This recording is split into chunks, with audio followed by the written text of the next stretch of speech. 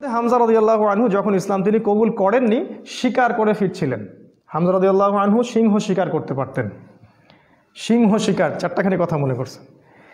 এরপর তিনি যখন যাচ্ছিলেন তখন এই দাসী হামজা রাদিয়াল্লাহু আনহুকে বললেন যে আপনি যদি দেখতেন কিভাবে আপনার ভাতিজাকে আবু জেহেল অপমান করলো, তাকে গালিগালাজ করলো, তাকে আঘাত করলো, তাহলে আপনি স্থির থাকতে পারতেন না। হামজা রাদিয়াল্লাহু আনহু তখন বললেন, আওয়া ফাআলা হাযা, সে কি সত্যিই কাজ করেছে? সেই দাসী বলল, বেলা ওয়াল্লাহ, আল্লাহর কসম করে বলছি অবশ্যই সেই কাজ করেছে। হামজা রাদিয়াল্লাহু আনহু বাসার দিকে না গিয়ে দারুন নাদওয়া অর্থাৎ মক্কার ওই যেটা কাবা দেখেন সেখানে গেলেন। সেখানে দেখলেন সেখানে আবু জেহেল তার দলবলকে নিয়ে সেখানে দাঁড়িয়ে আছে। হামজা রাদিয়াল্লাহু আনহু ঘোড়া থেকে নেমেই আবু জেহেলের কলার ধরলেন এবং প্রচণ্ড জোরে একটা ঘুষি দিলেন, প্রচণ্ড জোরে। বলে দেয় আবু জেহেল কিন্তু ওই সময়কার মক্কার রাষ্ট্রনেতা, মক্কার গোত্রের সব গোত্রের কিন্তু বনু মাখজুমের সর্দার। হামজা রাদিয়াল্লাহু আনহু এই কাজটা করলেন এবং বললেন, রুদ্দাহা ইন ইসতাতা, তো যদি ক্ষমতা থাকে আমাকে ঘুষি মেরে ফেরত দে। যদি ক্ষমতা থাকে, রুদ্দাহা ইন ইসতাতা, ক্ষমতা থাকলে আমার গালেও একটা মেরে দেখা, কথাটা তো এরকম আর কি। আবু জেহেল কিছু করতে পারল না। হামজা রাদিয়াল্লাহু আনহু বললেন, ইন্নী উশহিদু আল্লা ইলাহা ইল্লাল্লাহ ওয়া আকুলু মা ইয়াকুল, আমি সাক্ষ্য দিচ্ছি আল্লাহ ছাড়া কোনো মাবুদ নাই, আমার ভাতিজা যা বলে আমিও তাই বলি। রুদ্দাহা ইন ইসতাতা, যদি তোমার ক্ষমতা থাকে তাহলে আমাকে আঘাত করে দেখাও, আজকে থেকে আমি তার দলে, সে যা বলে আমিও তাই বলি। হামজা রাদিয়াল্লাহু আনহু ছুটলেন তার ভাতিজার দিকে, দারুল আরকামে গিয়ে তাকে পেলেন এবং সেখানে গিয়ে বললেন, ইয়া ইবনে আখি, হে আমার ভাতিজা, কুনতু আনসুরুকা বিল হামিয়া, আমি তোমাকে এর আগে আত্মীয়তার সম্পর্কের জন্য প্রোটেক্ট করতাম, ওয়ালান আনসুরুকা লিল ইসলাম, আর আজকে থেকে আমি তোমাকে ইসলামের জন্য প্রোটেক্ট করব ইনশাআল্লাহ। এই ঘটনায় রাসূল সাল্লাল্লাহু আলাইহি ওয়াসাল্লাম এত খুশি হয়েছিলেন, তিনি হামজা রাদিয়াল্লাহু আনহুকে একদম বুকে জড়িয়ে ধরে চুমু খাইলেন। আর যখন হামজা রাদিয়াল্লাহু আনহু উহুদের মাঠে শহীদ হন, আমাদের নবীজি অঝোর নয়নে কেঁদেছেন। তার শাহাদাতের দৃশ্য যদি দেখতেন বা আমরা যদি দেখতে পারতাম, তাকে বর্ষা নিক্ষেপ করে হত্যা করা হয়েছে, বর্ষাটা তার কলিজা ভেদ করে পিছন দিয়ে বের হয়ে গেছে, চোরাগুপ্তা হামলা চালিয়ে, কারণ সামনে থেকে তাকে মারার ক্ষমতা ছিল না। আজকেও ইসলামকে সামন থেকে শেষ করা এত সহজ না, এই জন্য পিছন থেকে সবসময় চক্রান্ত করতে থাকে এরা, কিভাবে কোথায় কি লাগায় দেওয়া যাবে, কিভাবে কি করা যাবে। আর তার কলিজাটা হিন্দা ছিঁড়ে দাঁত দিয়ে কামড়ানোর চেষ্টা করেছিল। এই হচ্ছে আমাদের শেকড়ের পূর্বপুরুষরা। তাই এই ঘটনাটা উমর রাদিয়াল্লাহু আনহু দেখেছিলেন, ওই দিন এই ঘটনাটা উমর রাদিয়াল্লাহু আনহু দেখলেন এবং বাসায় গিয়ে তিনি চিন্তা করতে থাকলেন যে সব ফাসাদের মূল মনে হয় মুহাম্মদ, এই ব্যক্তিটার কারণেই আরবের মধ্যে বিভক্তি সৃষ্টি হচ্ছে, ফিতনা ফাসাদ সৃষ্টি হচ্ছে। তাহলে আমার করণীয় কি? আমিও তো একটা গোত্রের নেতা, তিনি আদি গোত্রের নেতা ছিলেন, তো তিনি খোলা তরবারি হাতে চললেন, এবার তিনি নবীজিকে হত্যা করবেন। ওই যে ঘটনাটা জানেন আপনারা, প্রতিমধ্যে একজনের সাথে দেখা হলো, সে বলল যে নবীজিকে হত্যা করার আগে তুমি তোমার বোন আর ভগ্নিপতির বাসায় যাও, তারা তো ইসলাম কবুল করেছে। তিনি আসলেন, এসে দরজা যখন নক করলেন, দরজার আড়াল থেকে শুনতে পারলেন ভিতরে তিলাওয়াত হচ্ছে কিছু একটার, সূরা তাহা তিলাওয়াত হচ্ছিল। তাহা মা আনজালনা আলাইকাল কুরআন লিতাশকা ইল্লা তাযকিরাতাল লিমান ইয়াখশা তানজিলাম মিম্মান খালাকাল আরদা ওয়াস সামাওয়াতিল উলা আর রহমান আলাল আরশি ইস্তাওয়া। তিনি দরজা খুলে ঢুকলেন এবং জিজ্ঞাসা করলেন, মা কুনতুম তাকরাউন, তোমরা কি পড়ছিলে? বোন অস্বীকার করলো যে আমি কিছু না, তাহাদ্দাসনা বাইনানা, আমরা পরস্পরে কথা বলছিলাম। তখন তিনি বললেন যে ফালা তাকরিবা কুনতু সামিআতু ইন্নাকুমা সাবাতুমা, তিনি বললেন যে আমি শুনেছি তোমরা দুজনে সাবা হয়ে গেছো, মানে বেদিন হয়ে গেছো, মিথ্যা বলবে না আমার কাছে।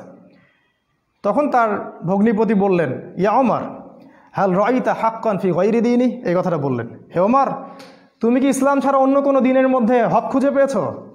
তখন তিনি বুঝতে পারলেন সত্যি সত্যি ইসলাম কবুল করেছে।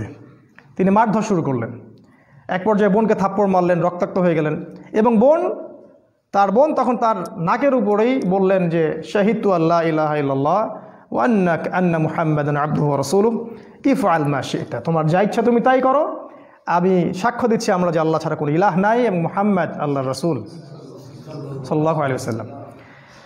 উমর রাদিয়াল্লাহু আনহু ঠান্ডা হলেন এবং যেহেতু বোনকে মারছেন, একটা ভালোবাসা তো কাজ করে, মাথা যখন ঠান্ডা হলো তিনি জিজ্ঞাসা করলেন যে তোমরা কি পড়ছিলে?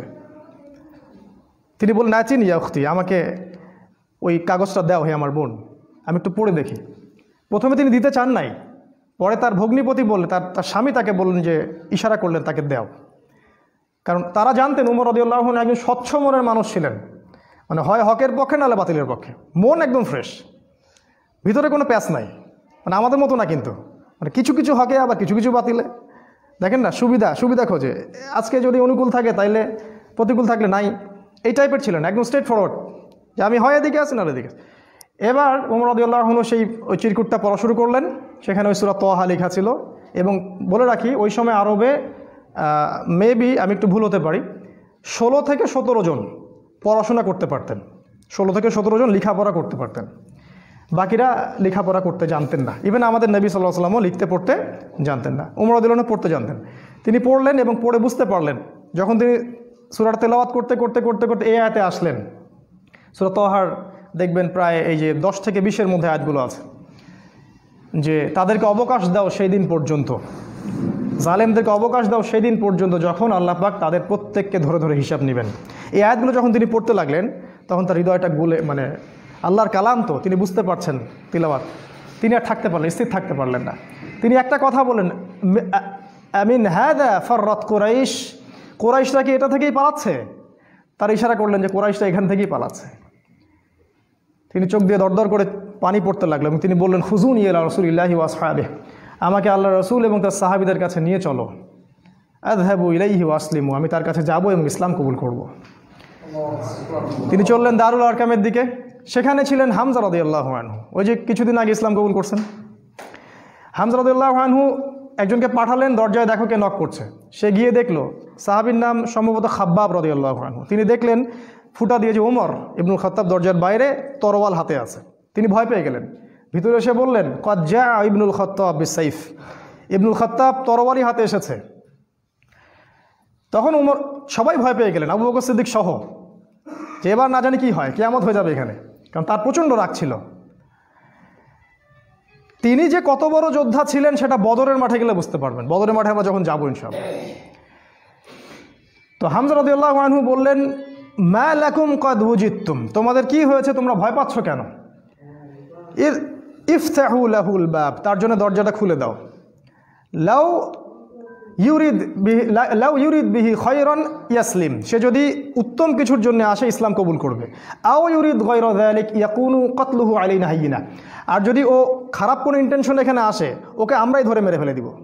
এই যে হামজা, উনিও কাউকে টেরান না, তুমি এত বড় যোদ্ধা তো কি হয়েছে, আমরাও তোমার চেয়ে কম না। তো তিনি ওমর রাদিয়াল্লাহু আনহুর কলারটা ধরে ভিতরে নিয়ে আসলেন, নিয়ে এসে দরজার সাথে ঠেকিয়ে দিয়ে বললেন যে, আলা তানতাহি হাত্তা ইয়ানজিলাল্লাহু বিকা কারিয়া, আলা তানতাহি হাত্তা ইয়ানজিলাল্লাহু বিকা কারিয়া, তুমি কি ততদিন পর্যন্ত বিরত হবে না যতদিন না আল্লাহ পাক তোমার উপরে কোনো শাস্তি আযাব পাঠাচ্ছেন আসমান থেকে? এইভাবে তিনি ধমক দিলেন আর কি। ওমর রাদিয়াল্লাহু আনহু ঠান্ডা হলেন, কারণ উনি তো ইসলাম কবুল করতে সেখানে আসছেন। এরপর রাসূল সাল্লাল্লাহু আলাইহি ওয়াসাল্লাম সেখানে বের হলেন। তিনি রাসূলের সামনে দাঁড়িয়ে, ওমর ইবনুল খাত্তাব রাসূলের সাল্লাল্লাহু আলাইহি ওয়াসাল্লামের সামনে দাঁড়িয়ে বললেন, ইয়া রাসূলুল্লাহ, হে আল্লাহর রাসূল, জিতুকা উমিনু বিল্লাহি ওয়া রাসূলিহি, আমি আল্লাহ এবং তার রাসূলের প্রতি ঈমানদার হয়েই এখানে এসেছি। ওয়া বিমা জিতা বিহি মিন ইনদিল্লাহ, এবং আপনি আল্লাহর পক্ষ থেকে যে কিতাব নিয়ে আসছেন তার প্রতি ঈমানদার হয়েই আমি এখানে আসছি। কালিমা সাক্ষ্য দিলেন, রাসূলকে বুক ভরে বললেন যে, এর আগ পর্যন্ত আমি ইসলামের যে বিরোধিতা করেছি, আজকের পর থেকে আমি ইসলামের পক্ষের শক্তি হয়ে কাজ করব ইনশাআল্লাহ। আর তোমরা ইসলাম আমার আগে কবুল করে যত নেকি কামাই করেছো, আজকে থেকে ইনশাআল্লাহ আমি তোমাদেরকে টক্কর দিব ইনশাআল্লাহ। তিনি ঘর থেকে বের হয়ে গেলেন, প্রথমে গেলেন আবু জেহেলের বাসায়। আবু জেহেলের বাসায় নক করে বললেন, হ্যালো আলিমতা আন্নী কদ আসলামত, তুমি কি জানো যে আমি ইসলাম কবুল করেছি? বুকের পাঠা দেখছেন? দিন পালন করে বাসায় বলতেই পারে না যে আমি কোরআন সুন্নাহ ফলো করছি, আমি দিন পালন করছি। বাপের ভয়, মায়ের ভয়, সরকারের ভয়, নেতা খেতার ভয়, কত ভয়। আমাদের বাপদাদাই কি আসলে এরকম ছিলেন? তিনি আবু জেহেলের বাসায় গিয়ে বললেন, তুমি কি হাল আলিমতা আন্নী কদ আসলামত, আবু জেহেল তুমি কি জানলা যে আমি ইসলাম কবুল করছি? আবু জেহেল আকাশ থেকে পড়লো, হাল ফাআলতা হাদা, তুমি কি সত্যি এটা করেছো? লা তাফআল, এটা করিও না। ও ভয় পেয়ে যাচ্ছে, কারণ এ তো ইসলামে গেলে খবর আছে আমাদের। তখন উনি চোখ মুখ বড় করে বলেছেন, বাল ফাআলতা, আমি অবশ্যই ইসলাম কবুল করেছি। এরপরে গেলেন ওয়ালিদ বিন মুগিরার বাসায়, ওখানে একই কথা বললেন। তারপর আরেক কাফেরের বাসায় আরেক একই কথা বললেন। এরপর আসলেন কাবা ঘরে। কাবা ঘরে এসে বললেন যে ইয়া আইয়ুহান নাস, হে হে হে লোক সকল, ইলামু আন্নী কদ আসলাম, তোমরা জেনে রাখো আমি ইসলাম কবুল করেছি। ওয়ান শাহিদতু আল্লা ইলাহা ইল্লাল্লাহ ওয়া আন্না মুহাম্মাদুর রাসূলুল্লাহ, আমি সাক্ষ্য দিয়েছি আল্লাহ ছাড়া কোনো মাবুদ নাই, মুহাম্মদ সাল্লাল্লাহু আলাইহি ওয়াসাল্লাম আল্লাহর বান্দা এবং রাসূল। এরপরে লোকজন তাকে মারা শুরু করলো, সবাই তাকে মারা শুরু করলো, পারতেছিল না তার সাথে, তিনি একাই 8-10 জনকে ডিফেন্ড করতেছিলেন। এক পর্যায়ে সেখানে আরও কিছু গোত্রনেতা আসে এবং তাদের মারামারিটা বন্ধ করে দেন। এবার দেখেন, মারামারি বন্ধ করে দিয়ে একজন উমর রাদিয়াল্লাহু আনহুকে বলছিলেন যে আফালা কুনতা কাতামত, ওমর তুমি কি চুপ থাকতে পারতে না?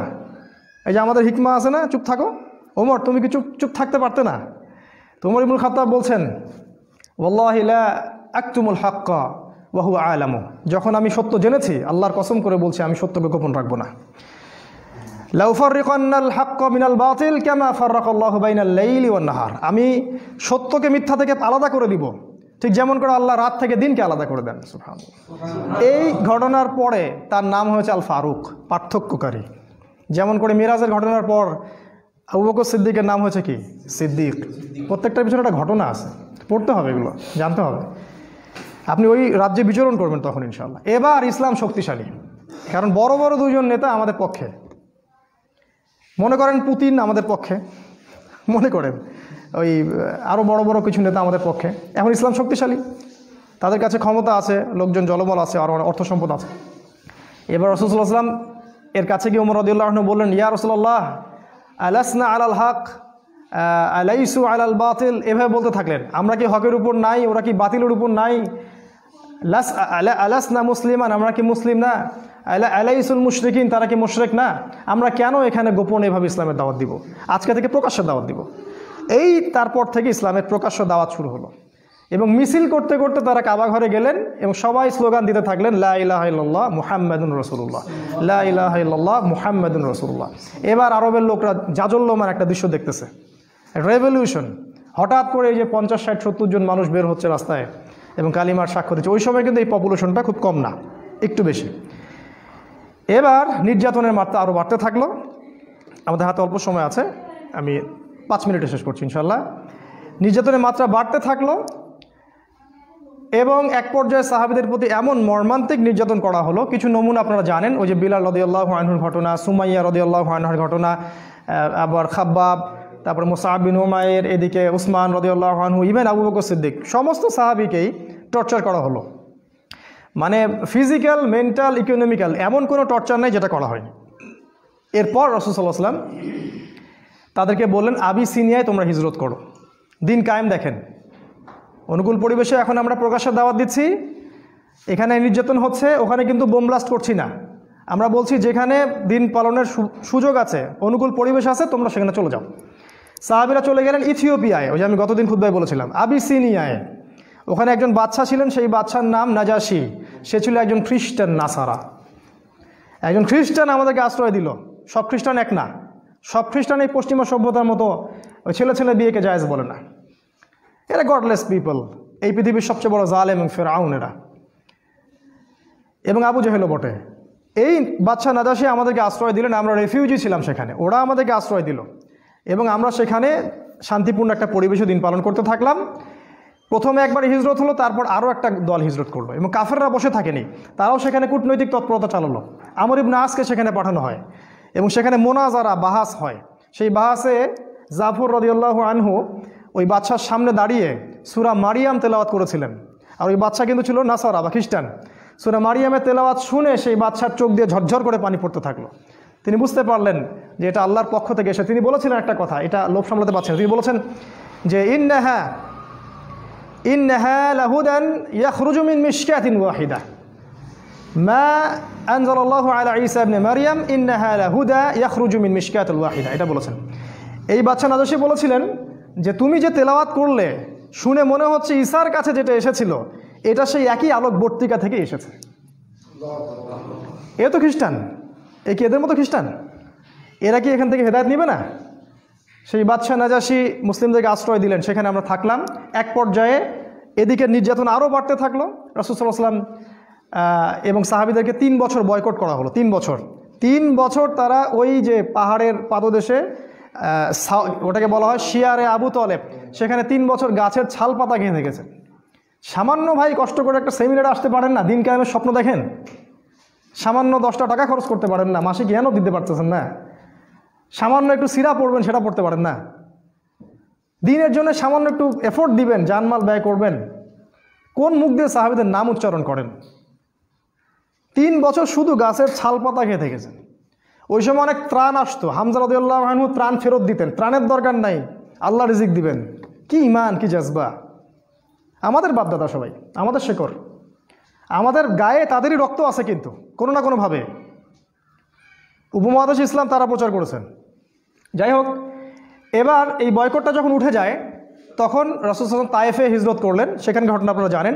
সেখান থেকে তাকে মারধর করে বের করে দেওয়া হয়, তিনি আবার মক্কায় চলে আসেন।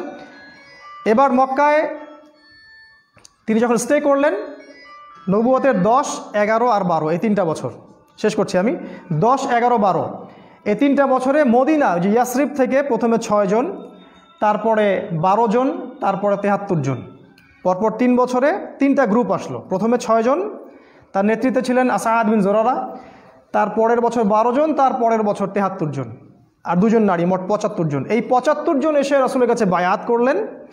বায়াত করে রাসূলকে বললেন যে আপনি মদিনায় হিজরত করেন। এবার রাসূল সাল্লাল্লাহু আলাইহি ওয়াসাল্লাম সাহাবীদেরকে নিয়ে মদিনায় হিজরত করলেন। আর মদিনায় হিজরত করার পরে সেখানে ইসলামিক স্টেট বা খিলাফা স্টেট কায়েম হলো।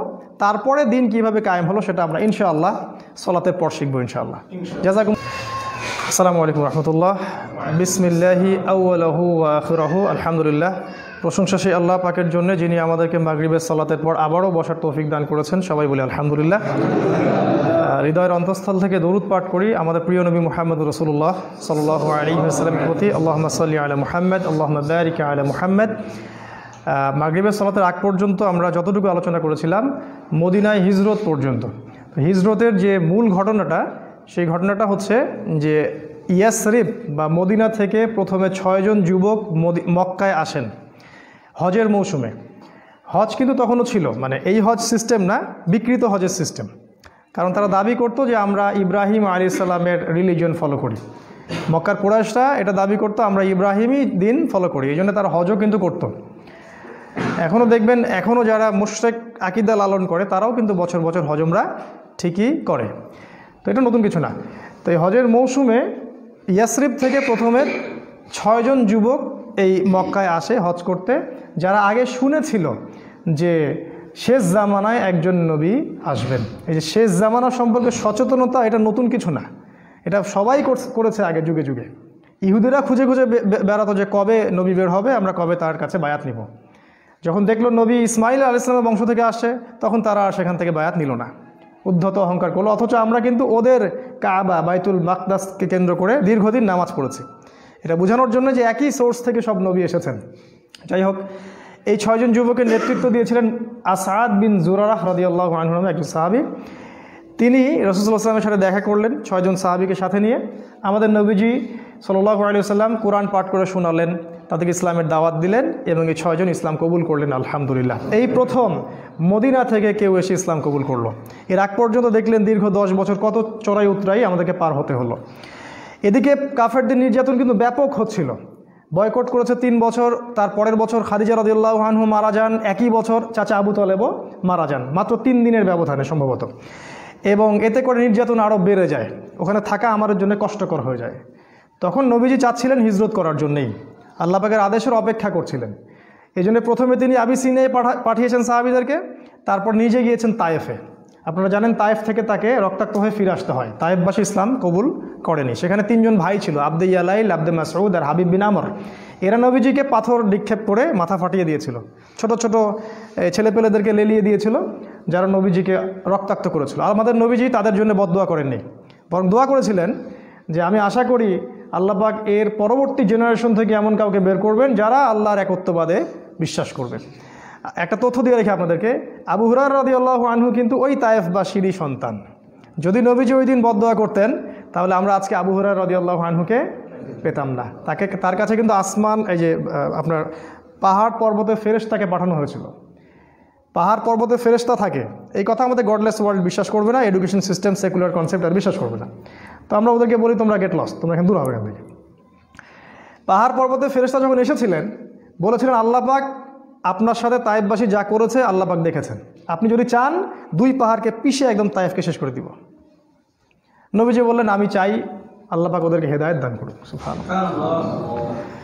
তো যাই হোক, এরপরে নবীজি হিজরতের অপেক্ষা করছিলেন, এই সময় ঘটনাটা ঘটে। 6 জন ইয়াসরিবের যুবক আসেন, তারা ইসলাম কবুল করেন। তারপর তাদেরকে আবার নবীজি পাঠিয়ে দেন, মদিনায় পাঠিয়ে দেন, বলেন তোমরা ওখানে দাওয়াতি কাজ করতে থাকো। পরের বছর মানে নবুয়তের এটা ছিল 10ম 11তম বর্ষে তারা আরও 6 জনকে সাথে নিয়ে আসে। দেখেন দিন কায়েম কেমন করে হচ্ছে, প্রথমে গোপন দাওয়াত, তারপরে প্রকাশ্য দাওয়াত, তারপরে একদম যখন আমাদের জনবল বেশি হয়ে গেল, মানে বড় বড় নেতা খেতা মানুষ টাইপের সবাই আমাদের দলে চলে আসলো, তখন আমরা আরও মানে কি বলবো ফ্রিকোয়েন্সির সাথে দাওয়াত দেওয়া শুরু করলাম, এবং যত ফ্রিকোয়েন্ট দাওয়াত হবে তত নির্যাতন বেশি হবে। এটাই সুন্নাহ। এটা হতে থাকলো, এক পর্যায়ে হিজরত করলাম, বয়কট করলো, সোশ্যাল বয়কট, অর্থনৈতিক বয়কট, সব কিছু করলো। তারপরে আমরা হিজরতের জন্য অপেক্ষা করছিলাম। এই 12 জন, এই পরের বছর আরও 6 জন, 6 যোগ 6 মোট 12 জনকে তারা নিয়ে আসলেন। এই 12 জনের সাথে নবী সাল্লাল্লাহু আলাইহি ওয়াসাল্লাম একজন সাহাবীকে মদিনায় পাঠালেন। বিখ্যাত সেই সাহাবী, তার নাম হচ্ছে মুসআব বিন উমাইর রাদিয়াল্লাহু তাআলা আনহু। তিনি প্রচণ্ড রকম ধনীর দুলাল ছিলেন, ইসলামের জন্য সব ছেড়ে দিয়েছিলেন। যখন উহুদের মাঠে তাকে শহীদ করা হয় তখন তাকে কবর দেওয়ার মতো একটা জামা পর্যন্ত পাওয়া যায়নি, তাকে ঘাস দিয়ে ঢেকে কবর দেওয়া হয়েছে। আমরা যারা দায়ী তার কি মুসআব বিন উমাইর? বাংলাদেশে লক্ষ লক্ষ এই যে সিজনে বক্তব্য হবে, এরা কি সবাই মুসআব বিন উমাইর? আলাদা জিনিস।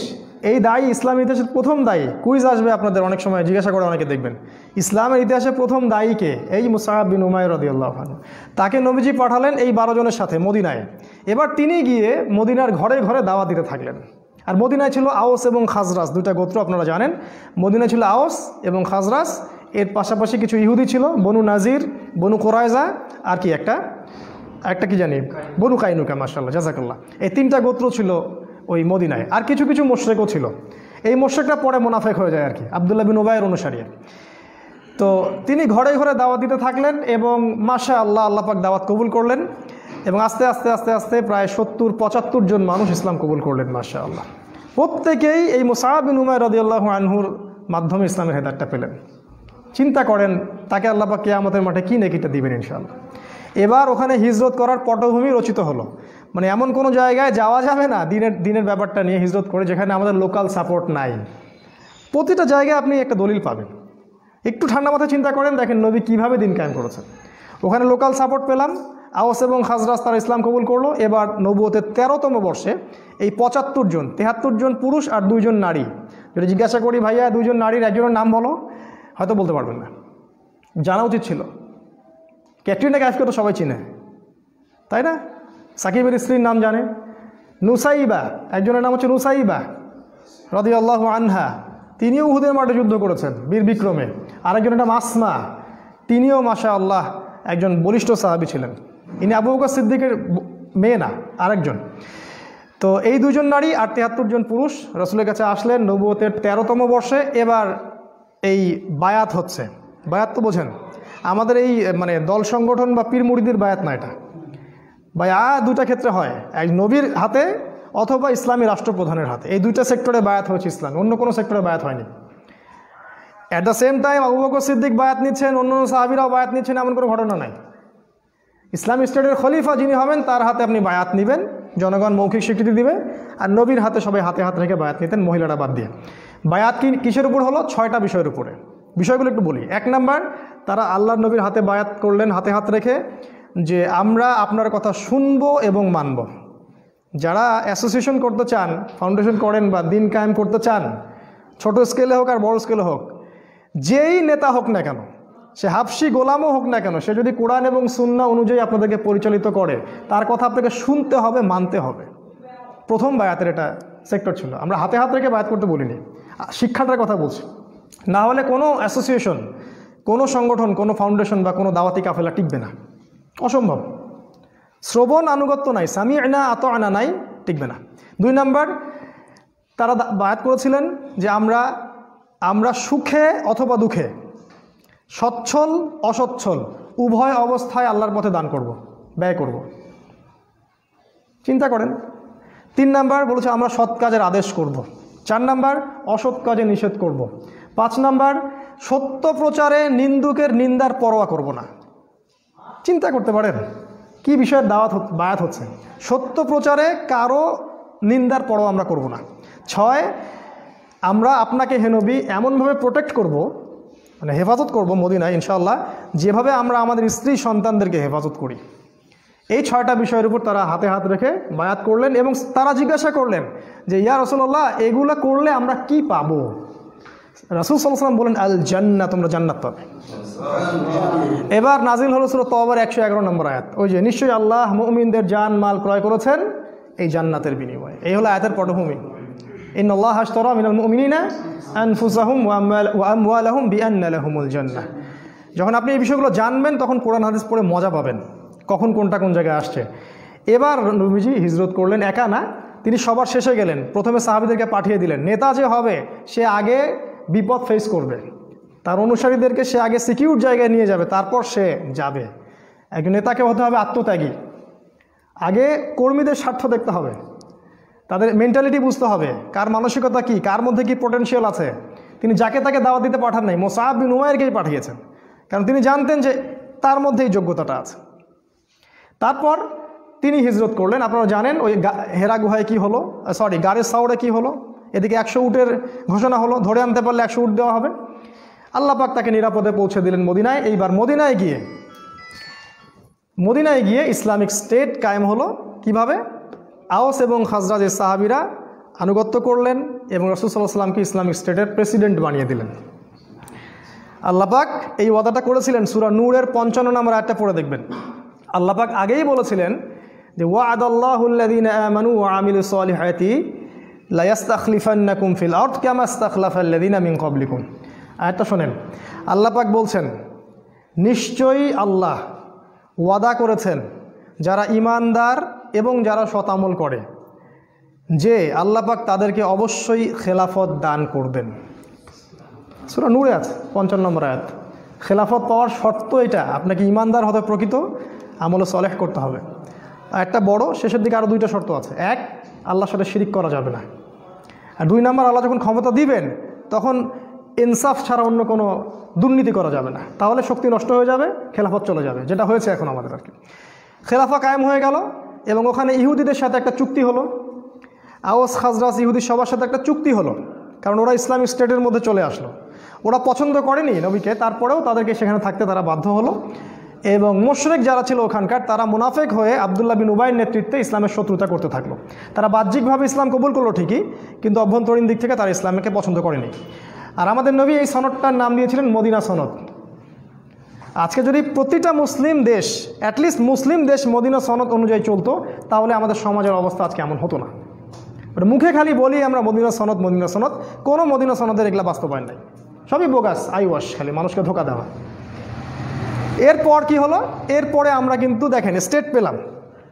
দেখেন ইসলামিক আইন বাস্তবায়ন কখন হলো? যখন আমরা স্টেট পেলাম। তারপরে মক্কায় কোনো ইসলামিক আইন বাস্তবায়ন করলেন না নবীজি। মক্কায় যখন সাহাবীদেরকে নির্যাতন করা হচ্ছিল, সাহাবীরা বলছিলেন আমাদেরকে যুদ্ধের অনুমতি দেন ইয়া রাসূলুল্লাহ, আমরা আল্লাহর পথে যুদ্ধ করব এই মুশরিকদের বিরুদ্ধে। আমাদের নবীজি কিন্তু বলছেন সবর করো, ইসবির ইয়া আলা ইয়াসির ইন্নামা ওয়াইদাকুমুল জান্নাহ, তোমরা ধৈর্য ধরো, তোমাদের জন্য জান্নাত আছে। ওই সময় ধৈর্যটাই ছিল আমাদের জিহাদ, কারণ মক্কায় আমাদের এরকম পরিবেশ ছিল না। কখন কি করতে হবে দিন কায়েমের ক্ষেত্রে বুঝতে হবে। মদিনায় গিয়ে আমরা পেলাম ইসলামিক স্টেট, আমাদের সার্বভৌমত্ব, মদিনার চুক্তি হয়ে গেল। এবার আমরা ইকোনমির দিকে ফোকাস করলাম, অর্থনীতি শক্তিশালী করা শুরু করলো, সামরিক প্রশিক্ষণ দেওয়া শুরু করলো, সাহাবীরা অস্ত্রশস্ত্র বানানো শুরু করলেন, একদম কূটনৈতিক তৎপরতা শুরু হলো এবং সারিয়া অভিযান শুরু হলো। আজকে ওই গোত্রে তো কালকে ওই গোত্রে, কারণ আমাদের মিলিটারি পাওয়ার আছে। এখন আমরা ফোর্সফুলি অন্য গোত্রে যাচ্ছি এবং গিয়ে ওদেরকে ইসলামের দাওয়া দিচ্ছি। কোনো কোনো ক্ষেত্রে ওরা যদি অন্যায় করে আমাদের বিরুদ্ধে, আমরা ওখানে অস্ত্র দিয়ে প্রতিবাদ করছি। এক পর্যায়ে মুশরিকরা মক্কার, তারা যখন বদর প্রান্তে আসলো, তখন আমরা ওখানে গেলাম। আমরা আক্রমণ করিনি বদরে। তোমরা যারা ইসলামকে জঙ্গিবাদের আর এই যে সন্ত্রাসের ধর্ম বানিয়েছো মিডিয়ার মাধ্যমে, তোমাদের মতো ছোট লোক এই পৃথিবীতে কারণ নাই আর কি। এদের মতো বড় মিথ্যাবাদী এই পৃথিবীতে কারণ নাই, কেউ নাই। বদরে ওরা আক্রমণ করেছিল, আমরা ডিফেন্ড করেছি প্রথম, এবং ওদের সৈন্য সংখ্যা